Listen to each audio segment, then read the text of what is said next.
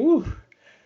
What's going on, guys? This is the Gainz podcast, your very favorite Gainz podcast of them all that's on the market right now, featuring himself, the one and only Roman Long. and Antoine Coletta. Hope you guys are doing well.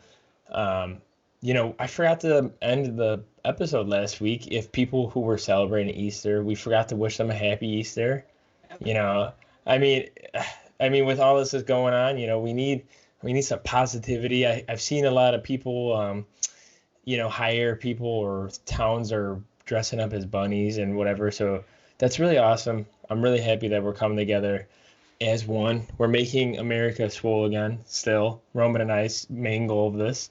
But episode 26, guys, we've got another great one. I can't wait to kind of give you guys, we gave you the work from home stuff, workout from home, and, be prepared to see a little bit more stuff. I'm going to be recording this week on working out stuff. So maybe the video might be out before this. So if you're listening and the video's out, go check it out on my channel. Roman's working on a short gains right now on his channel. So obviously, if you guys aren't following Roman Long, just go to YouTube, Roman Long. We're trying to get this boy to 100 subscribers so he could change his darn URL. Like this guy, literally, YouTube made the rule. Like it's like they just made their own law. I was part of it where I was able to change my URL to youtube.com/Antoine Coletta, but Roman unfortunately failed to be around in that time frame. So guys, get him to 100 subscribers so he could change his darn URL. And I don't have to tell you to search Roman Long and you have to find him, okay, guys? Or if you go to my YouTube channel, all his information is in the info, so go ahead and check that out. But episode 26, let's get to the main point. Roman, what are we talking about today? Talking about partial reps. Dang, baby, partial reps. Wait, if you want to hit the upper head, you've got to do partial reps to get a bigger peak on the biceps. to isolate the inner head of the bicep. So guys, we're going over partial reps today. We're done with the workout from home for right now. Obviously, we're going to do some side stuff on the Instagrams, YouTubes, and all that good stuff. But back to it. What are partial reps? Partial reps can be anything that's not the full exercise. Roman's definition is going to be a little bit different, but I just wanted to, kind of go over a little bit so you guys get that teaser. And then Roman's going to hit you with a big knowledge bomb. Cue in knowledge bomb over the screen. No, I probably won't do that. But pretty much it's doing any exercise in less than 100%, let's say. I mean, there's more technical work, you could do like a half curl for the higher peak in your biceps, so they say. But we're going to get a good idea on what it is, what they are, have we used them, as well as the differences between different sports when it comes to lifting. So Roman, hit him with that knowledge bomb. Get in some more details, baby. Let's get it. All right. So just like anything with the Gainz podcast, I don't like to look at anything like black or white, more like shades of gray. So we'll cover the good versus the bad. We'll cover maybe some populations that do use these, and we'll go over some of the justifications for why they use them. We'll go over some populations that probably shouldn't use them. We'll definitely go over some reasons why they shouldn't use them, and then we'll get into a little bit more detail on it. So the good, why do partials or partial reps? You'll hear it. People just call it like, I just finished the set with partials.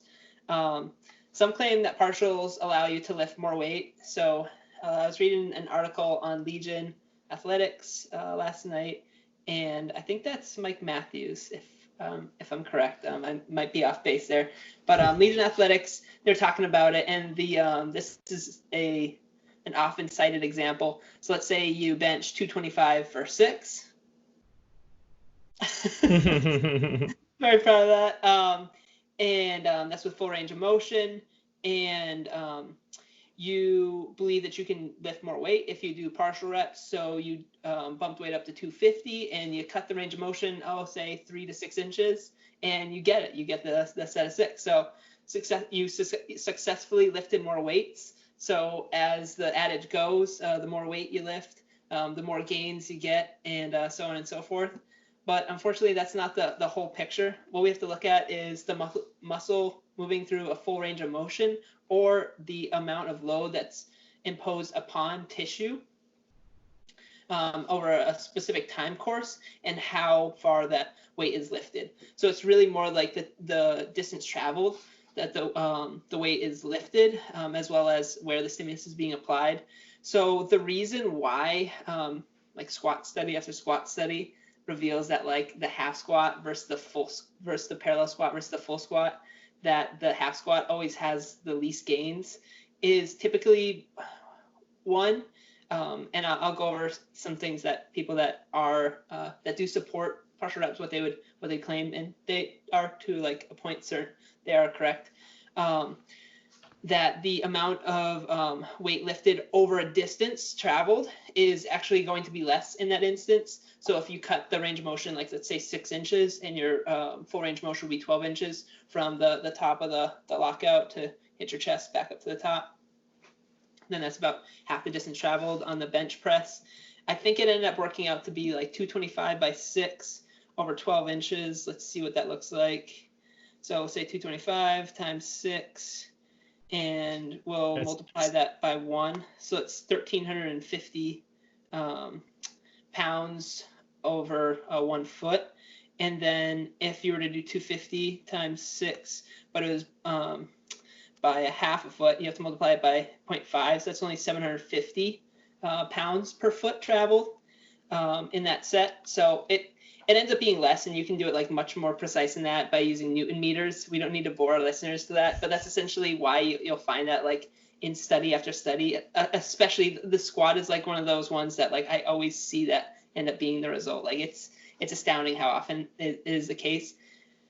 There are some examples where I think there's been some bench press studies actually where partial reps have led to greater hypertrophy of chest musculature. And that's been posited that it might be because based off of like a higher like relative intensity used, because you're going to have like a research assistant that might have like maybe like best case scenario, they might have like 3 to 4 years of training experience, and they're trying to like judge it based off of somebody else, based off of like what seem to be like really objective measures, but they're probably much more subjective than you think. So there's like a lot of measurement error is what I'm trying to say.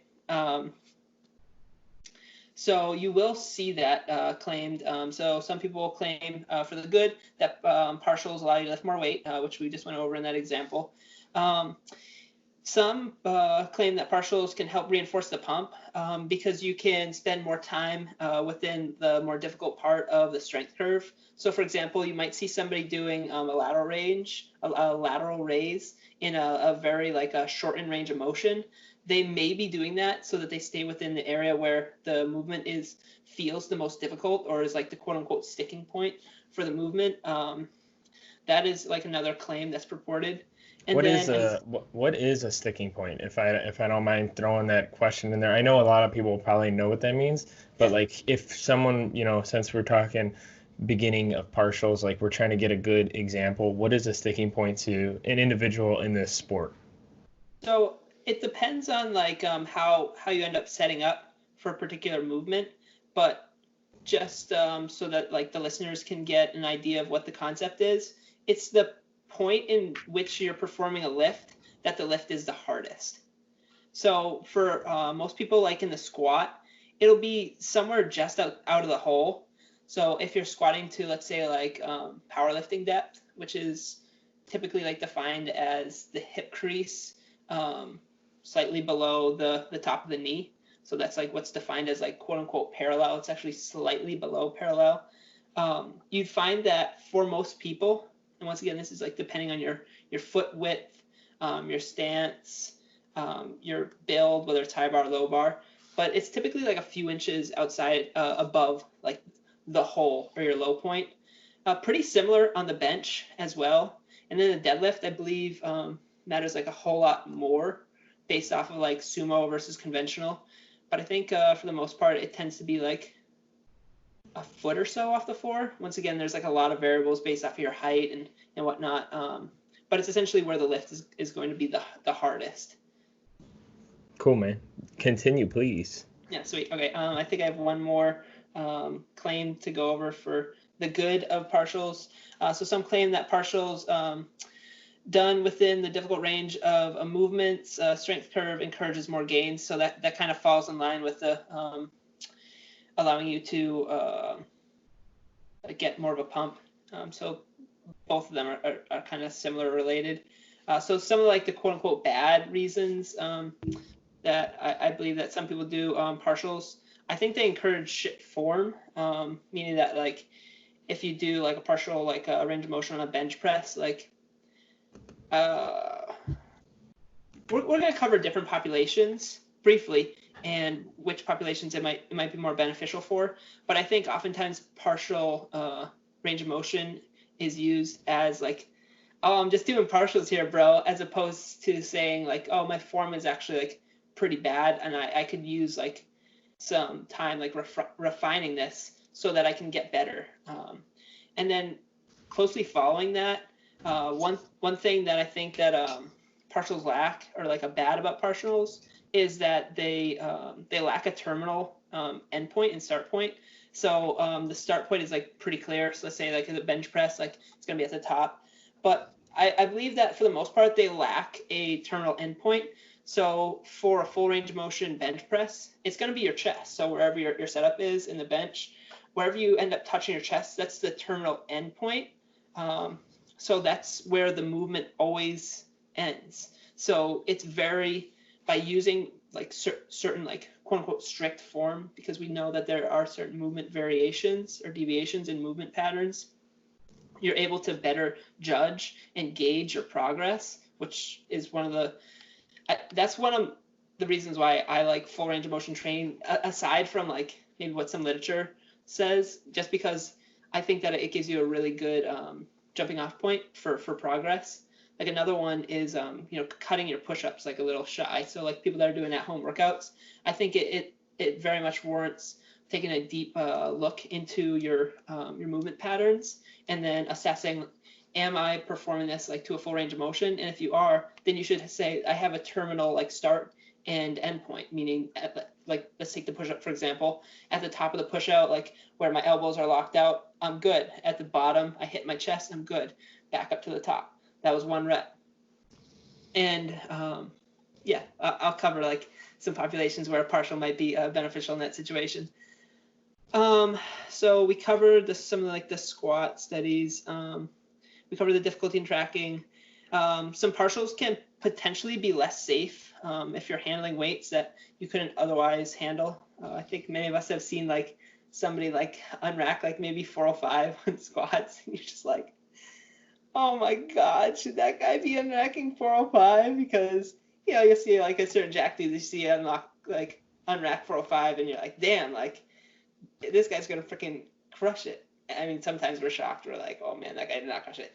But sometimes you see it, and like if I see that and the person's like shaking coming out, like I'll stop what I'm doing and I'll just like not like stare at them, but like I'll keep an eye, just because I'm like, oh man, like I hope this person doesn't hurt themselves.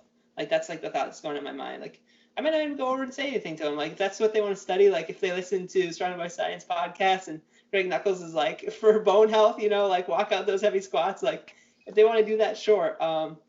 But I think that it can increase injury risk if not properly applied, albeit small, very, very small. This isn't something that like, you unrack like a little bit extra weight, like you're going, it's like, one-stop shop to Snap City. It's nothing like that. But I think that it is, it's misguided in practice. And I think like my biggest thing is that it has poor transference or transfer to like general preparedness in life. So what I mean by that is when you're performing like certain lifts, like a squat, for example, the reason why I think that like a full range of motion going down as far as you can is beneficial, because every single day you're going to have to squat, to sit down, to like bend over, grab something off the floor. Same thing with deadlifting. So if all you do is rack pulls, what if you have to grab something off the floor? Are you gonna have somebody like place it like, you know, Yo, bro, can you place it 12 inches higher than this? Because I can't go any further down. So from a general preparedness standpoint, I'm like, man, let's just do full range of motion. And then I think that they also have fairly poor transfer into strength gains. And that's essentially just like reinforcing the said principle or specific adaptations to impose demands. So essentially, from like a powerlifting standpoint, and we'll probably get more into this, if you're performing a movement in a reduced range of motion and you need the full range of motion to meet the certain powerlifting requirements, then you're only cheating yourself out of that. That being said, there are a lot of powerlifters that'll do like various very like intentional planned partials so that they can essentially have a specific adaptation that they hope to transfer over into. Maybe it's like the sticking point, for example, which I think we'll cover a little bit. Okay, cool. And then did you want to go over those populations right now? Or did you want me to try to chime in on that feedback and then see, kind of go from there, then go to the populations? Yeah, so I have like a note here, who uses them and why, meaning like who uses partial reps and why. You'll hear like a lot of professional bodybuilders saying like a lot of things about like partial reps. The one person that like I probably listen to about partial reps is John Meadows. I really like what John Meadows talks about when it comes to partial reps, because he's all about like stimulating and exhausting the particular muscle group that you're working on. So like lateral delts, for example, he would say that like if you get to the top of the lateral raise and you can't do like another rep, so you've gotten to that technical failure, but you can still get up to like, you know, where like the sticking point might be, or where you still feel that move difficult, you might still eke out some gains. They might be like a small amount, but you're adding a very high quality stimulus at that point, since you're already at that failure point. But the important thing to note also is that for a movement like a lateral raise, like if you want to try in the gym, like go for it. I do that kind of stuff all the time because I just think it's fun to kind of push myself. But when it comes to some like larger muscle groups, let's say like like your quadriceps or your glutes, doing partial range of motion, I guess depending on the movement might not be warranted, especially if you get to like failure. That might be like the maximum amount that you need to stimulate the muscle. So bodybuilders are definitely a population that say like they like rep partials all day, man. And I think the reason why the general population should pretty much just ignore what most of those bodybuilders say is because they are like genetic freaks. Like their rate of muscle gain compared to like the general population is just like ridiculous.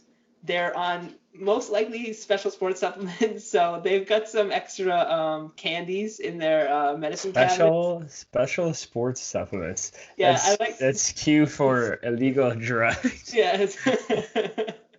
I like Mike Rosenthal calls them that, so I've definitely adopted that term. They have a lot of things under their belt. They've also been training like usually like 10 plus years, so they have like an insane mind muscle connection. They have like as long as they plan it out well. I mean, some people are just like such genetic freaks, man, that they like people will joke that they like look at a weight and they grow. But they've just accrued so much experience that some of the conventional rules, not all, some of the conventional rules they can kind of throw out and they can be successful. I think what beginners and beginner intermediates, all up through like most intermediates, should focus on is like the bread and butter of your training, which is going to be like full range of motion, which should teach you like really good general preparedness. So, you know, if you don't want to ever become like a power lifter or like a bodybuilder, but you just like lifting weights for the general health benefits, I think that full range of motion like far outweighs the benefits of it, far outweigh the benefits of performing partial reps. Yeah, that's perfect. I mean, you kind of touched on like a bunch of stuff where it's like, hey, partials might be good for, you know, maybe a sticking point. You know, I mean, as Roman's probably going to allude, when it's general preparedness and general lifting in a common sense of either beginning or just in life, you want to go through full range of motion through things, and you don't want to get to how Roma is alluding to with professional bodybuilders, because they're on such a certain different level where a lot of the stuff is not going to make sense to you. I mean, yes, Roman and I have picked out bodybuilding splits from bodybuilding.com. Yes, I've read Muscle Farm, Arnold Schwarzenegger lifts, and then generated a plan for myself. Yes, we get that. But most of the time, some of that stuff, like if you've listened to our basic programming or basic nutrition or things like that, a lot of the stuff is a little bit more, I would say, easier and a little bit less, technical, because those guys are going to keep just adding more information, more information. They might be either trying to sell a supplement or they're trying to come up with some new idea. But to like what Roman was saying, I also want to point out like something with partial reps. Like as I began this, I wanted to joke around with Roman and say the Arnold quote that he said a million times. He's probably still says it to this day. In the Arnold Schwarzenegger Encyclopedia of Bodybuilding, he clearly claims if you do reps, on the outer of easy curl bar or inner or something that's going to be the second half of a bicep curl, you can grow a bigger peak on your bicep. Most likely false. I'm not a scientist. I don't research people on a daily basis, but your muscles and your genetic frame is yours. Like you're not Arnold, you're not Ronnie Coleman, as much as I mean, I would like to be both of them, but a little mix of both besides Ronnie's injuries. But even if you did partial reps, do you really think you're on that level to even get into those nitty bitty details or the granular of that idea? No, because just like Roman and I easily have 10 plus years of training. We're not, we haven't maxed it out to the point where we need to get 50, maybe a percentage on our peak of our bicep. No, we're trying to get the full range of motion because just how Roman's in a bodybuilding phase because they're working on at home, but we're trying to be strength athletes where that partial reps not going to help our deadlift. It's not going to help a squat or a bench. That doesn't really mean so much to a lot of people. So that's where I wanted to come from as well. But that's why I wanted you to go over that sticking point, because the fact that if you are powerlifting, weightlifting, and you are a strength athlete, there's a lot of areas and expertise where you might have a problem on a lockout, a problem in the hole, a problem even doing a snatch and clean where you have to press something over your head. There's a lot of specific workouts the bench block, the squat jump, stuff like that where it could help you. But see, where I was coming from at the end of this is where I wanted to say that's more a specialty sport, whereas the beginning of this and what Roman and I wanted to talk about is hey, what are they? What could be beneficial? Now, one other thing too, Roman, I don't know if you had this in your notes. Did you read anything about older populations and injured athletes? Because in my head, you can kind of almost put them together, but obviously the injured athletes, they might have better recovery / they're more not as fragile. But have you seen anything with partial reps with older population or injured? Because I think they could benefit somewhat off that as well, right? Yeah, for sure. So thanks for bringing it up. So that's definitely a population where a partial range of motion or reduced range of motion is probably more appropriate, would be very appropriate. So anyone that's injured, let's cover injured individuals, lifters first. So if you're injured, let's say like you had like some sort of an injury, like a bicep tear or something along those lines, the first thing that a PT is probably going to do once like the inflammation has gone down from, if like let's say you had surgery to have the tendon reattached, one of the first things they're going to do once like the inflammation goes down is just to test like your isometric strength. So they're going to see if like you can hold like a 1 pound like dumbbell or something like that, like within like a 90-degree angle, and see if you can just hold it up. Every PT is probably going to be a little bit different. Even maybe a rotation too, as well, right? Yeah, exactly. So they might look at something like, can you supinate your forearm? So can you turn your forearm from underhand to overhand without weight? Like they should probably do that before they put like a weight in your hand. Then they might test like the first 30 degrees. I know for knee reconstruction surgery, Laura's dad recently had it, I think last summer. And I think at first they were just trying to crank his knee to like 30 degrees of flexion. So like a very nominal amount. Yeah, I think those braces actually, you can manually set it to where it doesn't go any further, right? Yeah, exactly. And like that caused him like a crap ton of pain, like a lot of pain. But he was able to get through it, and then they would like let him rest for like the rest of the day, and the next day they would try and see if they could crank it up like 5 degrees more, like a really small amount. But they were essentially, what they were doing is they're trying to apply like progressive tension to the muscles, like to the tendons, so that they can grow, so that they can accommodate this new like structure that is now inside of his knee. So yeah, injury populations for sure, you're definitely going to see some reduced range of motion. And then for older populations, a lot of the same principles still apply, believe it or not.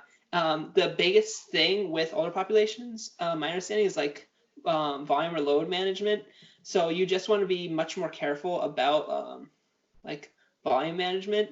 It might never be appropriate to load up, Mr. Smith with a barbell, because like he's got quite a bit of like kyphosis in his back, or like a rounding of the middle part of his back, where like that never makes sense. But if you can get him to squat down to a box, and it could be a high box to start, but then you drop him like next week to like a couple inches, he's not complaining like of any pain. He's like loving the additional challenge that's giving to him. He'll probably also report to you like, man, I was able to crouch down into my garden for the first time and not feel pain. Like it was great. And like I had no problem getting up. I didn't have to put my hands on my knees and like force myself up, hold on to like my wife or like my daughter or whatever. So it depends on the person, and like where they are in life, and like what former like experiences they've had, like their training, like their training age, if you will.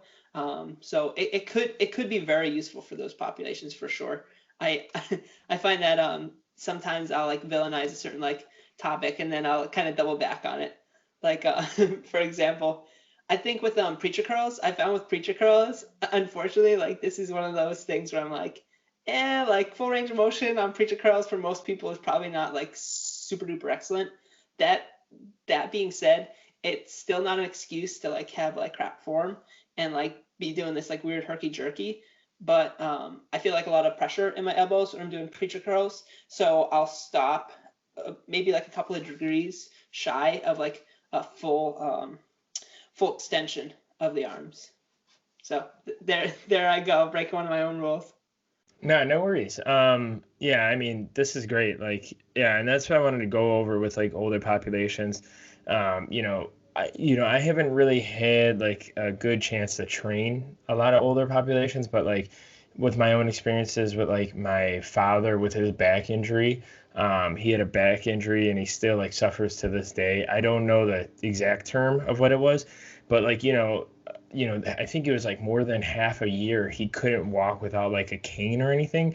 So just like something like that with older and injured, like, partial reps are amazing because like we got him we got him like, and I remember this because like we had a like makeshift like like a wooden fixture with cushion. So when he sat on like the couch, like he would sit up pretty high. So Yes. when he got back up, he didn't need so much to do it. But like I remember just progressing. This is when I lived with him, when we lived together. But we slowly took a cushion away, like a wooden platform, so he didn't have to sit on that. And then eventually, like he's like, oh, like he's using his legs again, pushing off. So it's like almost like that whole, like the whole part of the squats. So it's like, this applications can work a lot. And that's I actually was talking to Sam about it on our walk earlier today, and she did suggest like, hey, like maybe you guys should talk about like the older and the injury like population, because the fact that that could be it, because I think she's been injured a couple times. Honestly, the only main injury I've had, I've only broken a pinky, so I couldn't really give you guys like an ACL like PT update or like a whole bicep update and whatnot.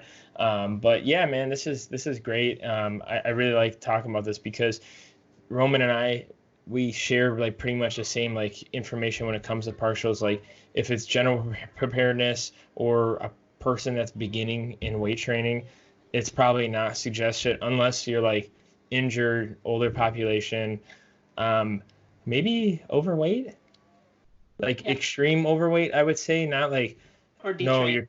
yeah. I wouldn't say like, if you were 10 pounds overweight, and I'm doing air quotes because people were like, oh my gosh, I'm so overweight, and you're like 10 pounds overweight.